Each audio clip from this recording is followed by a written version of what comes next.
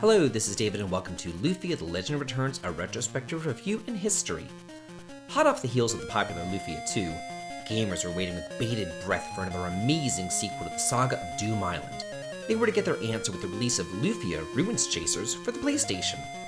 Slated for release in 1999, the game, much like Maxim and Tia, was doomed from the start. The developer, Nihon Flex, declared bankruptcy in 1998, and the game was put on hold. However, not all was lost. In 1999, development began again by Neverland, but this time for the Game Boy Color. Considering the PlayStation game was only 20% developed, Neverland pretty much scrapped most of the story and characters from Ruins Chasers and started anew. The end result was Lufia: The Legend Returns, released in 2001.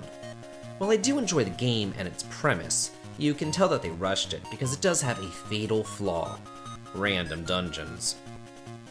All the floors are randomly generated except for the first and last floors, and each dungeon has a set amount of floors that you have to traverse before you reach the end. This means that dungeon crawling is more monotonous than ever because a tower feels like a cave and it also feels like a ruins.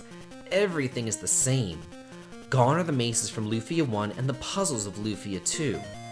Treasures are random as well, though the game does do a good job of getting certain treasures in certain dungeons so that you will always get them. Not everything is random, thankfully. The encounter system still remains the same as Lufia 2, with on-screen enemies. With all that said, let's talk about our heroes, and there's a lot of them, 13 in all, though only 9 can participate in battle at one time.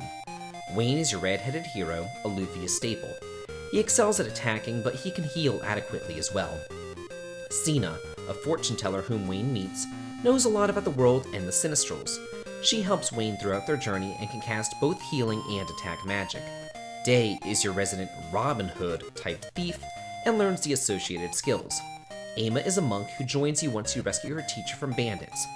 Randolph is an elderly knight and guardian of the exiled Princess Melphis who joins you on a mission to help her kingdom. He's a glass cannon and she is a great healer. Moose is an uncontrollable capsule monster who basically just adds a 4th attack each round, a great help. Descartes is a powerful pirate with mysterious past, and Ruby is a gambler with luck-based skills and attacks. There's also Eurist, a wandering bard who's pretty well-rounded and excels at healing, and Isaac, an inventor with status-based attacks who teams up with you. Milka, a minor NPC for the first 2 games, is now finally upgraded to a full-fledged party member. She's your token elf. And finally, there's one more secret character as well, but I won't spoil that here. The story takes place 100 years after the events of the first Lufia, with the Sinistrals once again reviving. For those keeping track, that makes this the final game chronologically, as the next 2 take place in Northland and deal with the world that they had set up in Lufia 2. Here the Sinistrals are pretty active threats, having each set up a tower as their base on each of the 4 continents of Southland.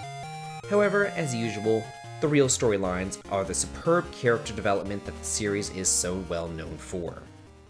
The battle system has completely changed, and it's actually quite refreshing. No other game has anything like it. 9 characters are available to fight in the party at one time, and they're all divided up into a 3x3 grid. Each combat phase, 1 character per column may act, and though all characters can be targeted by the enemies, it's game over if the 3 characters up front all die. Also, in addition to positioning, there's spiritual force to consider. Each character has a different color of spiritual force, and each provides a bonus to different stats. Red increases strength, blue, intelligence, green, HP and defense, and yellow, agility and MP. The spiritual force of characters can also pass between them based on their formation. Characters in the same row and column share their spiritual energy, so they can pass their power-ups between each other. This makes formation extremely strategic, and I love this unique addition to an already unique battle system. The skill system is a bit more traditional this time around. Scattered around dungeons are ancient scrolls, which allow characters to learn unique skills which can only be used when the IP meter has filled up enough. However, to learn them, you need enough learning points which you gain along with experience and gold from battles. Learning points aren't just used for learning skills though. They can also be spent on learning magic or increasing a character's spiritual force. The higher spiritual force a character has, the more advanced skills that they can learn. The Ancient Cave is back, and it works the same way as before, except this time if you beat the Master, Another 100 floors opens up, and if you reach the 200th level, you get to fight a super secret boss from the previous game. Also, the Dragon Egg side quest is back, as well as the Forfeit Island Casino, and a new Game Plus mode. There is a ton of gameplay packed into such a little cart. I really like Lufia 3, despite the random dungeons.